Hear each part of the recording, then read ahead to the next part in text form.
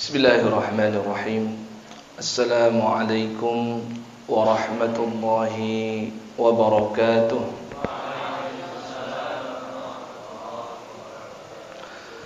Innal hamdalillah nahmaduhu wa nasta'inuhu wa nastaghfiruh wa na'udzu billahi min shururi anfusina wa min sayyiati a'malina. May yahdihillahu fala mudilla lahu ومن يضلل فلا هادي له. اللهم صل على محمد وعلى آل محمد كما صليت على إبراهيم وعلى آل إبراهيم إنك حميد مجيد. وبارك على محمد وعلى آل محمد كما باركت على إبراهيم وعلى آل إبراهيم إنك حميد مجيد.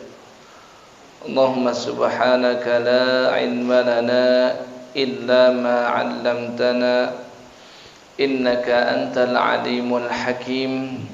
وعلمنا ما ينفعنا وانفعنا بما علمتنا. ربنا زدنا علما وارزقنا فهما آمين يا رب العالمين. ثم أما بعد. Insyaallah tema kita mulai pada malam hari ini dan malam-malam berikutnya yaitulah seputar tentang adab dan akhlak. Melihat betapa pentingnya pembahasan ini, melihat bahwasannya di masjid ini sudah bertahun-tahun mengadakan ta'lim, ya, sudah banyak ilmunya dari berbagai mazhab, berbagai asatidzah, namun ternyata dirasa sepertinya masih belum banyak di antara jamaah yang mengamalkan ilmu tersebut. Masih banyak di antara jamaah yang lebih mengedepankan ilmu pengetahuan dibandingkan adab itu sendiri. Sehingga ada beberapa suara sumbang dari luar. Katanya jamaah Masjid Darul Arqam itu, ya, ketika disampaikan demikian oleh ustadznya namun tidak mau dituruti atau tidak dilakukan, atau memang terlihat sepertinya kita itu lebih mementingkan tentang ilmu pengetahuan dibandingkan adab itu sendiri.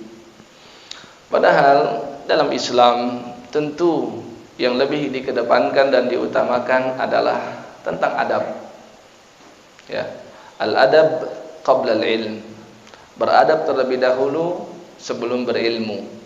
Dan ternyata kalau kita perhatikan firman Allah Ta'ala di berbagai surat ketika mengkisahkan tentang menuntut ilmu atau talabul ilmi, ternyata memang diawali terlebih dahulu dengan mengedepankan adab.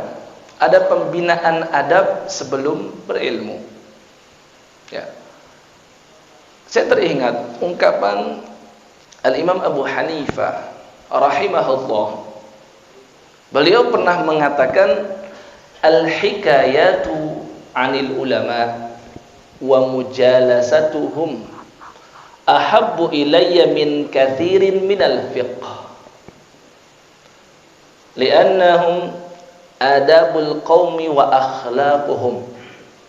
Yang kurang lebih ungkapan ini kalau kita terjemahkan, kisah-kisah tentang para ulama dan kumpul-kumpul bersama mereka, nongkrong, kongko, ngobrol-ngobrol bersama para ulama, ahabbu ilayya min katsir minal fiqh. Hal itu lebih aku senangi dibandingkan aku mempelajari ilmu fikih. Ya. Ini yang ngomong pakar fikih. Kalau yang ngomong bukan pakar fikih, nggak perlu didengarkan.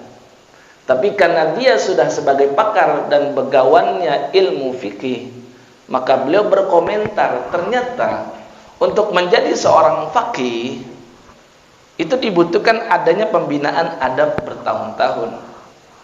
Dan bagi seorang faqih yang hobinya itu meneliti tentang hukum-hukum fikih, ternyata bagi seorang faqih mereka lebih senang untuk mempelajari tentang para ulama dan ngumpul bersama mereka.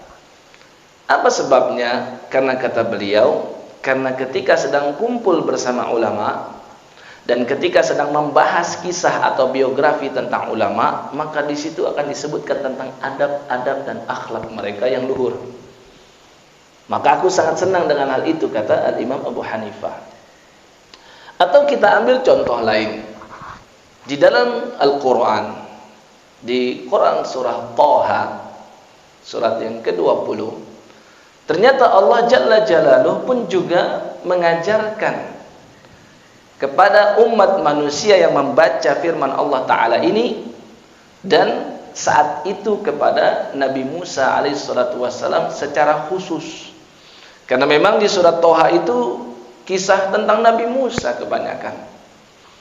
Maka kalau kita lihat, Allah Jalla Jalaluhu itu berfirman di ayat yang ke-11, kata Allah dalam firman-Nya, "Falamma ataha nudiya ya Musa." Suatu ketika Nabi Musa itu berjalan bersama dengan istri beliau dan anak beliau. Setelah beliau lari dari Mesir karena pernah memukul seorang Kibti, orang pribumi Mesir. Dikisahkan di surat Al-Qasas di ayat ke-15, fawakazahu Musa faqadha alaih, hanya dengan sekali pukul saja maka orang tersebut langsung mati. Maka dia pergi ke Madian, lari, karena dia sudah menjadi DPO di Mesir. Ya, sudah di blacklist oleh pemerintah Mesir yang dipimpin oleh Fir'aun saat itu yang zalim. Maka sampai di sana bertemu dengan Nabi Syuaib. Menurut para pakar sejarah yang lain, katanya bukan Nabi Syuaib karena jauh merentang masanya. Ala kulli hal, dia adalah seorang solih dan dia menikahkan putrinya dengan Nabi Musa. Setelah punya anak, Nabi Musa diperintahkan oleh Allah untuk kembali ke Mesir untuk berdakwah kepada ayah angkatnya yang dulu mengasuhnya, yaitu Fir'aun, beserta dengan istrinya, Sayyidah Asiyah. Asiyah menerima dakwah tersebut, Fir'aun menolaknya. Nah, di perjalanan menuju ke Mesir, beliau itu melewati sebuah bukit dan lembah dan gelap. Di malam hari mereka berjalan, tiba-tiba melihat ada api yang sangat besar. Tentu kalau sudah ada api pasti ada yang menyalakan, ada orang. Maka Nabi Musa berkata kepada istrinya, la'alli, mudah-mudahan dengan aku mendatangi api tersebut, aku akan apa? Akan bisa mengambil sebagai obor sebagian api, atau ada orang-orang dan kita bisa bertanya untuk menuju ke Mesir itu lewat mana, karena gelap. Falamma ataha, Allah berfirman melanjutkan ceritanya, ketika Musa sudah sampai di api tersebut, nudiya ya Musa, tiba-tiba Nabi Musa dipanggil, diseru oleh Allah, wahai Musa, inni ana rabbuka fakhla'na 'alaik, innaka bil wadil muqaddasi tuwa. Kata Allah dalam firman-Nya, wahai Musa, inni ana rabbuk, sesungguhnya aku adalah Rabbmu wahai Musa.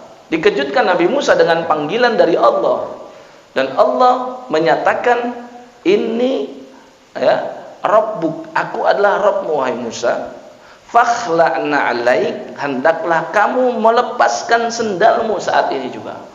Kenapa? Innaka bil wadil muqaddasi tuwa, karena kamu saat ini sedang berada di lembah yang suci, yaitu lembah Tuwa, berada di bukit Sinai sana. Jadi Allah mengajarkan kepada Nabi Musa tentang adab. Berada di tempat yang suci, hendaklah lepas sandalmu sebelum engkau menerima wahyu dari Allah. Sedangkan wahyu itu ada ilmu. Ternyata Al-Quran mengajarkan demikian. Maka dirasa penting ketika kita kali ini dan berikutnya membahas tentang adab. Dan agar membahas adab itu lebih menarik, kita langsung melihat dari hadis Nabi sallallahu alaihi wasallam. Maka kita pilih satu kitab yang fenomenal dari seorang ulama, imam yang juga kita sudah mengetahui beliau. Sangat masyhur nama beliau, yaitu adalah Al-Imam Al-Bukhari. Kita bukan bahas tentang kitab sahih beliau, terlalu panjang. Kita fokuskan terhadap kitabnya Imam Al-Bukhari yang khusus concern tentang adab. Maka beliau buat satu kitab namanya Adabul Mufrad. Adab Al-Mufrad. Mufrad itu seseorang atau pribadi. Beberapa ulama menyebutkan sebab kenapa Al-Imam Al-Bukhari menuliskan dan menamakan Adabul Mufrad. Karena dirasa adab ini penting ada pada setiap individu muslim. Maka disebut dengan mufrad. Mufrad itu individu, satu orang. Ya. Artinya semua hadis yang beliau bahas di kitab ini hendaklah sebagai muslim yang ideal mereka sudah khatam tentang hal ini dan memiliki adab dan akhlak tersebut yang sudah beliau uraikan semua di kitabnya. Ya. Dan juga sebagai bentuk adab sebelum kita langsung masuk pembahasan kitabnya, maka hendaklah kita perlu mengetahui terlebih dahulu penulisnya. Itu kan sebuah adab juga. Ya, karena penulisnya ini, kitab ini adalah guru di atas guru. Kalau para ulama menyebutkan tentang 4 macam jenis adab, adab kepada Allah, adab terhadap diri sendiri, adab terhadap guru. Guru itu nomor 3. Baru setelah itu adab terhadap ilmu itu sendiri. Ya. Maka di antara bentuk adab terhadap guru, kita perlu tahu dong tentang kitab yang kita bahas. Karena dialah guru yang sebenarnya yang menuliskannya. Ya. Al-Imam Al-Bukhari yang kata seorang ulama yang bernama An-Najm bin Fudail rahimahullah. Dia pernah cerita begini tentang Al-Imam Al-Bukhari. Ra'aitun Nabiyya sallallahu alaihi wasallam fin naumi ka'annahu yamshi. Aku pernah mimpi berjumpa dengan siapa? Nabi Muhammad sallallahu alaihi wasallam. Itu karunia yang sangat besar. Ya. Ra'aitun Nabiyya sallallahu alaihi wasallam fin naumi ka'annahu yamshi. Aku bermimpi berjumpa dengan Nabi SAW dan saat itu aku menyaksikan beliau sedang berjalan. Wa Muhammad bin Ismail yamshi khalfah. Dan ternyata ketika aku sedang saksikan Nabi berjalan, aku menyaksikan di belakang beliau ada Muhammad bin Ismail. Siapa dia? Al-Imam Al-Bukhari. Berjalan di belakangnya Nabi Muhammad sallallahu alaihi wasallam. Ya, apa kata An-Najm bin Fudail? Fa kullama rafa'a an-nabiy sallallahu alaihi wasallam qadamah. Maka aku lihat setiap kali Nabi mengangkat kakinya untuk melangkah, wada'a Muhammad bin Ismail qadamahu fil makanin ladzi rafa'a an-nabiy sallallahu alaihi wasallam qadamah. Setiap kali Nabi angkat kakinya untuk menapak berjalan, setiap kali itu aku saksikan Imam Bukhari melangkahkan kakinya juga mengikuti jejak kaki Nabi Muhammad sallallahu alaihi wasallam. Kita ini bukan pakar takwil mimpi ya. Enggak bisa kita. Kita enggak sehebat seperti Muhammad ibn Sirin rahimahullah yang beliau memiliki takwilan atau tafsir mimpi, punya kitab khusus. Ya. Tapi paling tidak dengan dengar kisah ini, apa yang terbayang dalam pikiran kita? Ya, yang terbayang apa, Pak? Berarti Imam Al-Bukhari itu senantiasa mengikuti jejaknya Nabi Muhammad sallallahu alaihi wasallam. Dan kiranya pantaslah ketika beliau membuat kitab yang fenomenal, yang paling sahih kata para ulama. Walaupun mungkin baru diakui sekitar 3 abad atau 4 abad setelah beliau wafat. Artinya para ulama baru meneliti kitab-kitab hadis Imam Al-Bukhari dan didapatlah itu riwayatnya luar biasa. Kesahihannya menurut mereka itu adalah hadis atau kitab yang paling sahih setelah Al-Qur'anul Karim. Ya, bayangkan ada orang manusia biasa menuliskan kitab, mengumpulkan sabda Nabi Shallallahu Alaihi Wasallam, yang mana jarak antara dia dengan Nabi itu jauh. Nabi itu wafat sekitar tahun 10 Hijriah, masih di abad yang pertama, di awal abad pertama Hijriah. Sedangkan Al-Imam Al-Bukhari itu beliau lalu lahir di tahun 194 Hijriah. Sehingga kalau ingin mengatakan Nabi bersabda, dia harus sertakan perawinya, dari siapa saya dengar, guru saya dari siapa lagi, gurunya guru saya dari siapa lagi, gurunya saya dari siapa lagi, sampai dengan para sahabat dan Nabi Muhammad sallallahu alaihi wasallam.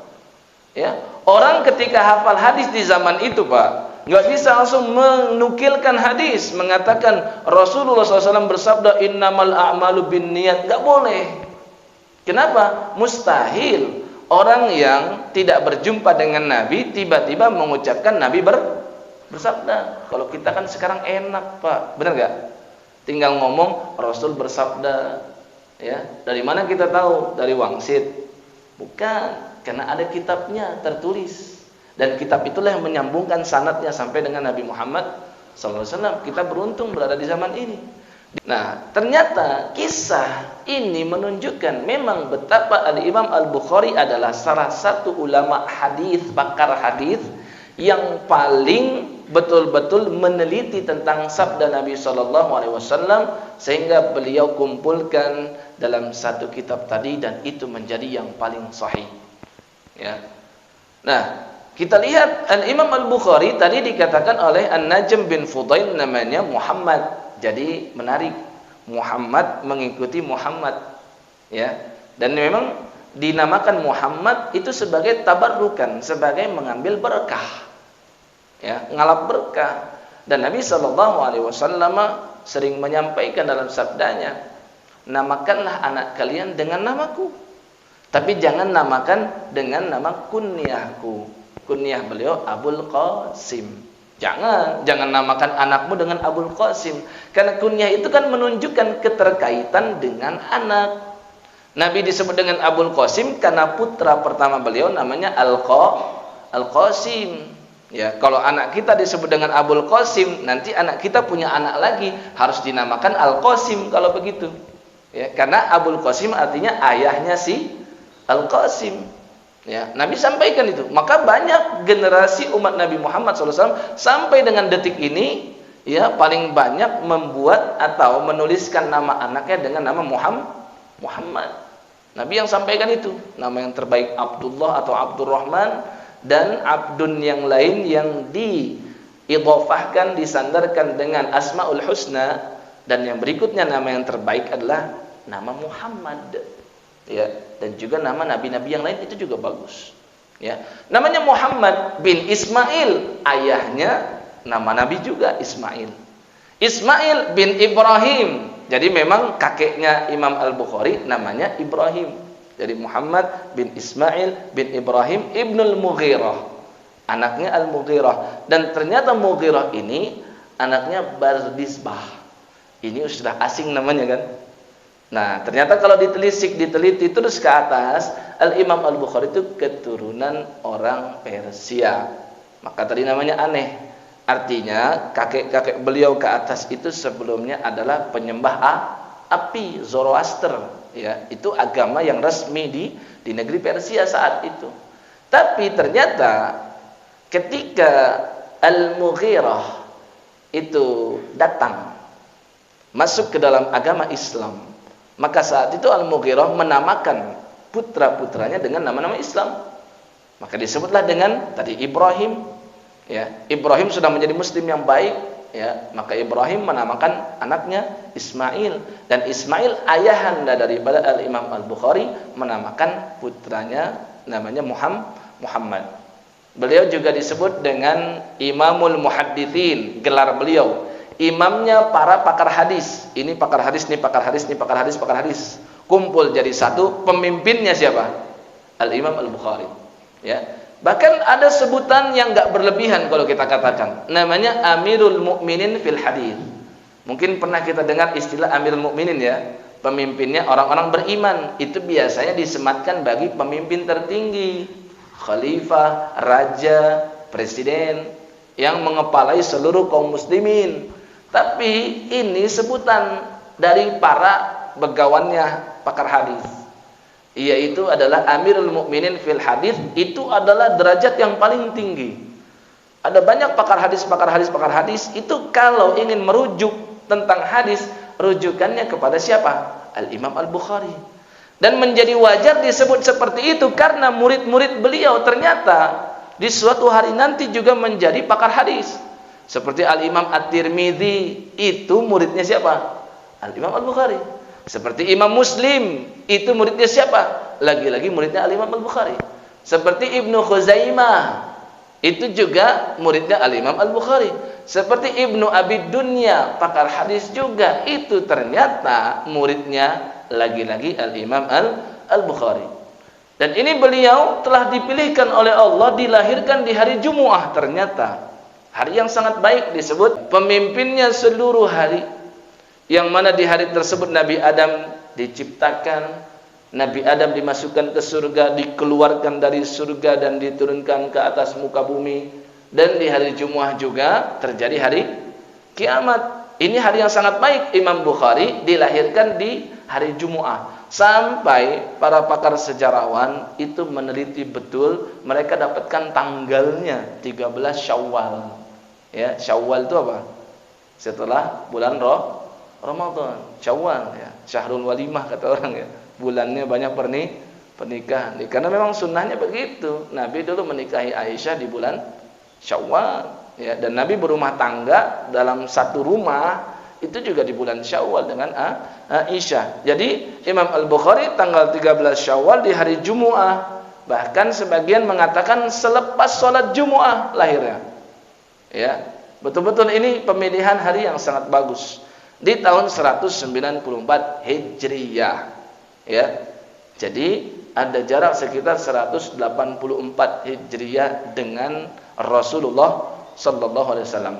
Bayangkan kita ya hidup di tahun 2021, tarik mundur 180-an tahun ke belakang atau 200 tahun lah. Itu kan sekitar tahun 1800-an kan? Nah, siapa pahlawan kita yang hidup tahun 1800-an gitu kan? Atau orang-orang yang memiliki jasa terhadap bangsa ini di tahun 1800-an. Kira-kira kita dengan mereka bisa tersambung enggak? Kira-kira Al-Imam Al-Bukhari bisa tersambung dengan Nabi Muhammad sallallahu alaihi wasallam, dan ini keutamaan yang sangat besar. Nah, ayah beliau namanya tadi Ismail, disebut dengan Abul Hasan karena Imam Bukhari punya kakak namanya Al-Hasan. Ternyata memang ayah yang soleh, ayah yang juga seorang ya pakar atau ilmuwan. Karena dia ternyata kalau dilihat dan diteliti, ayahnya Imam Bukhari ini muridnya Imam Malik bin Anas, imam mazhab.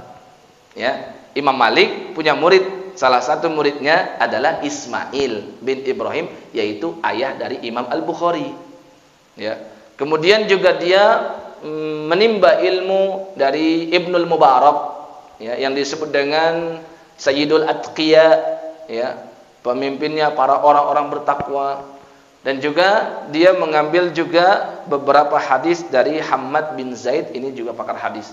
Jadi memang dari ayahnya itu sudah alim ulama, maka tentunya putranya atau anaknya juga ingin dijadikan sebagai ulama. Yang menarik, ketika wafat ayahnya Al-Imam Al-Bukhari, ini diceritakan langsung oleh seseorang yang bernama Ahmad bin Hafiz. Ketika sakaratul maut atau sebelum sakaratul maut, ternyata ayahnya Al-Imam Al-Bukhari itu berkata dengan penuh yakin, dan ungkapan ini dituliskan oleh Al-Imam Az-Zahabi dalam kitab Siyar A'lamin Nubala. Artinya memang ini betul-betul sangat detail dan lengkap. Ucapannya ada la a'lamu min mali, ya, dirhaman min haram. Aku tahu betul tidak ada harta yang aku dapatkan atau uang yang aku dapatkan dari hasil haram. Wala dirhaman min syubhatin. Jangankan yang haram, yang syubhat pun enggak aku sentuh. Ya, dan ini menjadi pengetahuan bagi kita semua Bapak Ibu sekalian. Kalau ingin kita punya anak yang salih dan solihah, seorang alim ulama, jadi orang besar ke depannya, memberikan andil kepada kaum muslimin dan Islam seluruhnya, hendaklah pastikan kita mendapatkan harta dari yang halal. Kata Ismail, wala dirhaman min syubhat. Yang syubhat aja enggak aku sentuh.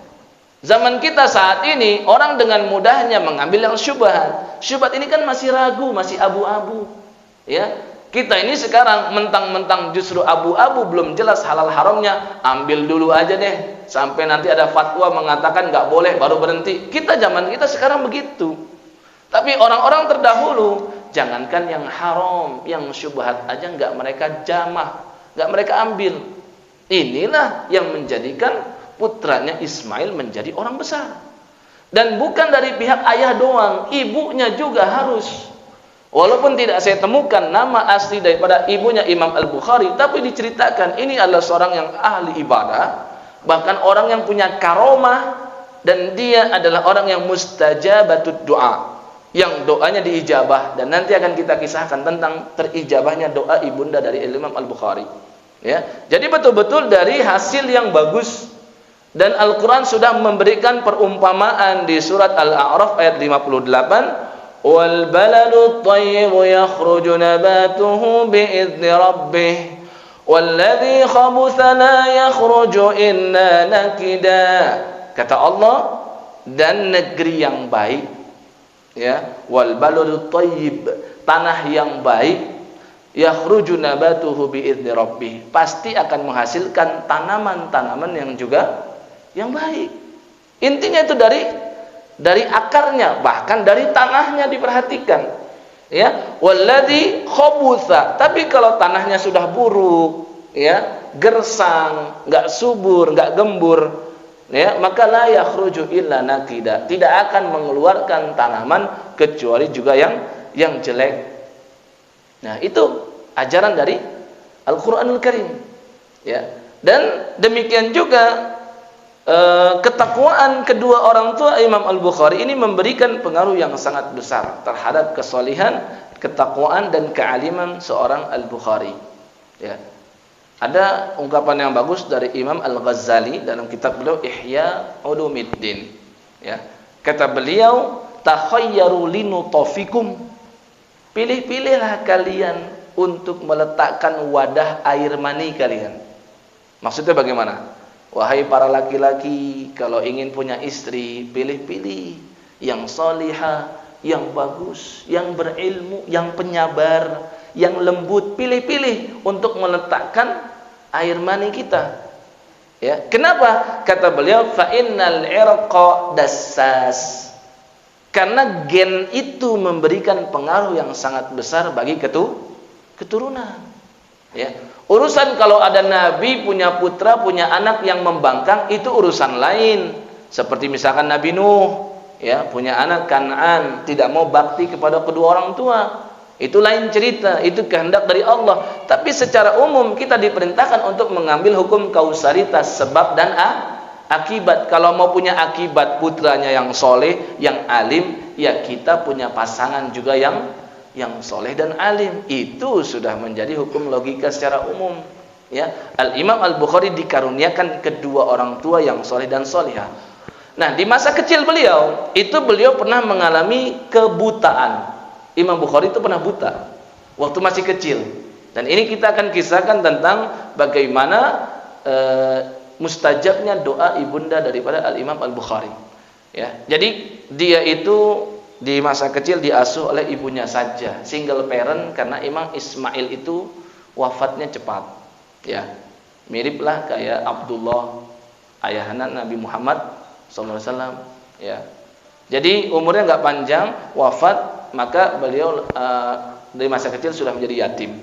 Diasuh oleh ibunya, dan ini menunjukkan anak yatim itu nggak selalu terlantar. Banyak orang-orang besar itu diasuh cuma oleh seorang ibu saja, dia anak yatim. Rasul pun juga ya yatim. Ya. Nah, maka di sini Yang menjadi perhatian dikisahkan ini ada di dalam kitab yang mu'tamad nih semua. Di kitab Imam Az-Zahabi ada Syiar A'lamin Nubala, di Tarikhul Baghdad ya, kitabnya Al-Khatib Al-Baghdadi. Artinya ini bukan kisah dongeng, beneran nih, nyata nih. Dikisahkan ibunda Imam Al-Bukhari itu setiap malam selalu bangun tahajud untuk berdoa kepada Allah, dan di antara doanya itu adalah agar Allah mengembalikan penglihatannya putra ya si ibunya Imam Al-Bukhari. Artinya mengembalikan pandangannya Imam Al-Bukhari. Bukhari masih kecil saat itu. Ya.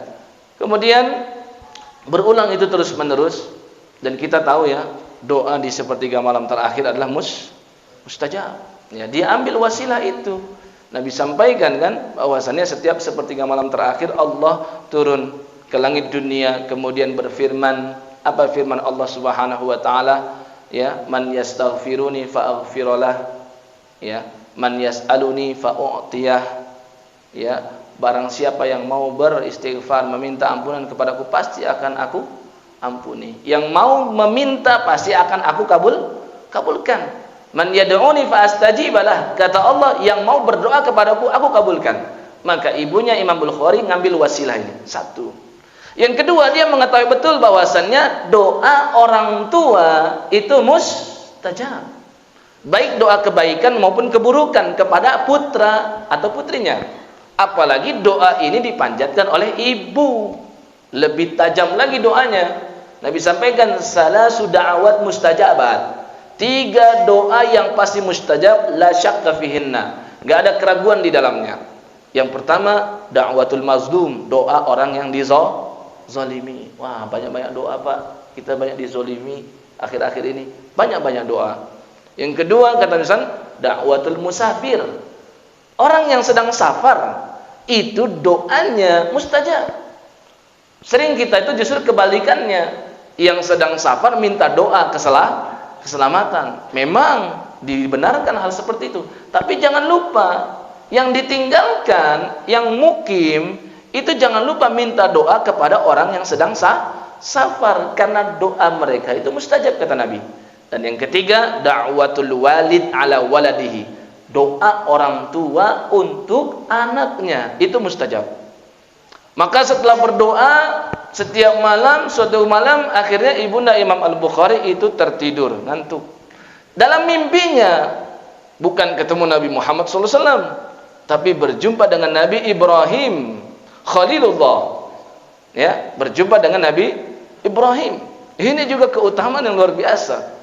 Ya, dalam mimpinya berjumpa dengan Nabi Ibrahim. Ibrahim berkata, alaihi salatu wassalam, ya hadhi qad raddallahu ala ibniki basarah, ya, likathrati du'aiki, wahai ibu, Allah telah mengabulkan doamu karena kamu sering memanjatkan doa agar Allah mengembalikan penglihatan untuk putramu si Bukhari. Ya, ini disebabkan likathrati du'aik. Jadi tadi 3 wasilah diambil oleh ibunya Imam Al-Bukhari. Ya, doa di sepertiga malam terakhir mustajab, doa orang tua kepada anak mustajab, dan berulang-ulang kali berdoa kepada Allah. Karena ibarat kita tuh sedang mengetuk pintunya Allah, pintu rahmat. Bapak Ibu kalau bertamu ngetuk sekali nggak dibukain, mungkin dia nggak dengar. Ngetuk 2 kali, mungkin dia dengar kan? Kalau sering-sering diketuk, dibukain nggak? Dibukakan nggak? Kalau sering-sering berkali-kali akan dibuka, potensi dibuka akan semakin besar. Ya, begitu juga doa kepada Allah, jangan sekali 2 kali, sering-sering dipanjatkan. Ya, maka hal itu berpotensi lebih dikabulkan oleh Allah. Maka di pagi harinya betul terjadi Al-Imam Al-Bukhari bisa melihat lagi. Ini yang tadi saya sebut karomah. Karomah dari doa ibunda Imam Al-Bukhari. Ya. Kemudian adapun tentang perjalanan menuntut ilmu, ini luar biasa. Ya, Al-Imam Al-Bukhari itu luar biasa. Ya, banyak sekali cerita-cerita tentang bagaimana kegigihan beliau itu mencari ilmu. Dan sejak kecil sudah terlihat cikal bakal ini memang bakal jadi ulama. Kayak dululah Al-Imam Asy-Syafi'i berjumpa dengan Al-Imam Malik. Maka Imam Malik mengatakan, ya, wahai Syafi'i, aku memandang sepertinya suatu saat nanti di masa depan kamu akan menjadi orang besar. Kalau itu ucapan kita, ucapan orang pendosa, itu adalah ya kalam fadhi, omong kosong mungkin. Tapi ini yang mengucapkan orang soleh, senantiasa menjaga ketakwaan, dan dia alim ulama, maka bisa diperhitungkan. Itulah yang para ulama sebut namanya firasah. Ya, Al-Imam Al-Bukhari, banyak sekali para ulama yang memandang firasah tentang Al-Imam Al-Bukhari akan menjadi orang besar suatu hari. Nah, setelah Imam Al-Bukhari itu hafal Quran, jelas para ulama itu pertama kali menghafal Quran terlebih dahulu. Habis selesai Al-Quran dihabiskan, barulah beliau masuk ke sekolah namanya Kutab. Di zaman dulu Pak, zaman Abbasiyah, itu pendidikan luar biasa. Bahkan seorang ulama itu bukunya ditimbang dengan emas. Ulama itu digaji oleh pemerintah langsung, ya. Itu di zaman keemasan kita dulu, kejayaan kaum muslimin di Abbasiyah. Maka ada, ya, di pemerintahan Abbasiyah membuat namanya Kutab. Kutab itu sekolah baca tulis, tapi di situ ada ngafal hadis, ada matan-matan macam-macam. Ya, Kutab. Dan sekarang saya lihat di Indonesia sudah mulai ada. Ya, ada seorang ustadz membuat namanya sekolah Kutab. Ya. Nah, di situ beliau ternyata ya belajar di dalam oleh seorang ulama namanya Ad-Dakhili. Dan yang menariknya di umur yang masih 10 tahun atau 11 tahun dia bisa mengkoreksi kesalahan gurunya. Ya. Gurunya Ad-Dakhili itu pernah dikisahkan menyampaikan sebuah hadis dengan riwayatnya, jalur-jalurnya. Kata gurunya dari Sufyan dari Abu Zubair dari Ibrahim. Tiba-tiba Al-Imam Bukhari langsung nyeletuk, dia mengatakan sesungguhnya Abu Zubair tidak pernah meriwayatkan hadis dari Ibrahim. Ini Pak, sulitnya pakar hadis di zaman saat itu, nggak cuma hafal matan hadis ucapan nabinya, harus tahu siapa yang meriwayatkan, dan harus tahu juga perawi itu pantas gak diambil ucapannya. Ya, jadi sifat-sifatnya itu sampai tahu, harus mengenal biografi tentang perawi. Maka Al-Imam Al-Bukhari mengatakan, ya, Abu Zubair nggak pernah meriwayatkan hadis dari Ibrahim, tapi gurunya marah saat itu, ya, karena dilecehkan oleh anak kecil. Maka akhirnya apa? Imam Al-Bukhari mengatakan irji' ila asli. Coba wahai guru, lihat kembali ke buku maraji atau buku rujukan. Maka datang dia masuk ke rumah, dilihat, dibuka-buka, ternyata benar kata Imam Bukhari. Tapi bedanya guru-guru zaman dahulu mengakui kesalahan, beda dengan guru-guru zaman sekarang, ya. Ya malu itu kalau begitu. Saat itu akhirnya dia mengatakan, wahai gulam, ya, terangkan kepadaku mana yang benar. Maka akhirnya Al-Imam Al-Bukhari mengatakan sembari mengoreksi, ya, kata beliau, ya, yang dimaksud bukan Abu Zubair tapi Az-Zubair bin Adi dari Ibrahim. Dia tahu orangnya dan itu dibenarkan. Maka justru gurunya menghapus tulisan yang ada di kitab dia. Ya, lebih percaya dengan ucapannya Al-Imam Al-Bukhari. Ya, mulai satu dia revisi. Ya, ada lagi juga kisahnya bagaimana Al-Imam Al-Bukhari itu dalam menuntut ilmu. Dia menceritakan, ini Imam Bukhari langsung yang menceritakan, muridnya yang menuliskan. Kuntu akhtalifu ilal fuqaha bimarwin wa ana sabi fa idza ji'tu astahi an usallima alaihim. Dulu waktu aku masih belia, masih kecil belasan tahun, kalau di majlis-majlis para ulama, aku tuh malu. Ya, di Marwu itu nama tempat di sana. Ya, aku malu. Maka rasa malu itu menjadikan aku enggak mau ngucapin salam kepada mereka. Pasti kalau ngucapin salam orang ngelihat, jawab salam, ya anak kecil. Imam Bukhari masih kecil saat itu, ya. Maka apa? Ada salah seorang berkata kepada Imam Al-Bukhari yang masih kecil saat itu, ya, kam kata betal yaum, wahai anak kecil, wahai gulam, kamu sudah nulis berapa hadis hari ini? Nyindir karena dia datang terlambat, disindir. Maka Imam Al-Bukhari menjawab, itsnaini wa aradtu bidzalika haditsain. Aku baru nulis 2 hadis dan sebentar lagi aku akan sempurnakan 2 hadis lagi, baru 4 hadis. Ya, maka orang-orang yang ada di majlis tersebut menertawakan Al-Imam Al-Bukhari. Ya, karena sudah terlambat, nulisnya juga sedikit, lambat, lelet. Maka ada salah satu murid yang sudah senior berkata, la tadhaku fala'allahu yudhiku minkum yauman. Kalian jangan ngetawain dia. Boleh jadi suatu saat nanti dia yang menertawakan kalian. Benar terjadi itu. Ya. Kemudian juga Hashid bin Ismail pernah menceritakan tentang Al-Imam Al-Bukhari ketika masih di bangku sekolah di Kutab tadi. Ya, ketika itu Al-Imam Al-Bukhari ya ditegur oleh beberapa orang. Kenapa? Karena kebiasaan beliau datang ke majlis enggak bawa catatan, enggak bawa pena, enggak bawa buku, enggak nyatet. Sedangkan para murid saat itu semua mencatat. Maka ditanyakan, ditegur, innaka takhtalifu ma'ana wa la taktub famatasna. Bocah, kamu ini sering-sering ke majlis ini bersama kami. Kami nulis, kamu enggak nulis, terus kamu ngapain? Maka Al-Imam Al-Bukhari tidak menjawab, membiarkan dilecehkan seperti itu. Ternyata setelah sekitar 6 hari kemudian, Al-Imam Al-Bukhari itu gantian menanyakan kepada orang-orang yang tadi mengejek Al-Imam Al-Bukhari. Apa kata Al-Imam Al-Bukhari? Innakuma qad aktsartuma alayya. Kalian ini kan udah sering ngejek saya. Saya enggak bawa inilah, enggak nyatet inilah, saya datang terlambat lah dan segalanya. Wa alhahtuma fa'aridu alayya ma katabtuma. Sering kalian ngomong begitu terus, tapi coba sekarang kalian paparkan kepadaku catatan tulisan hadis yang kalian punya. Ya. Diserahkan, diperlihatkan kepada Al-Imam Al-Bukhari. Maka akhirnya apa? Kata Hasyid itu, kami pun menunjukkan catatan kami, dan justru Al-Imam Al-Bukhari merevisi catatan kami dan menambahkan 15.000 hadis lagi berdasarkan hafalan beliau. 15.000, ya. Sehingga justru kami yang punya catatan itu mengoreksi catatan kami sebelumnya dan kami rujuk dengan hafalannya Al-Imam Al-Bukhari.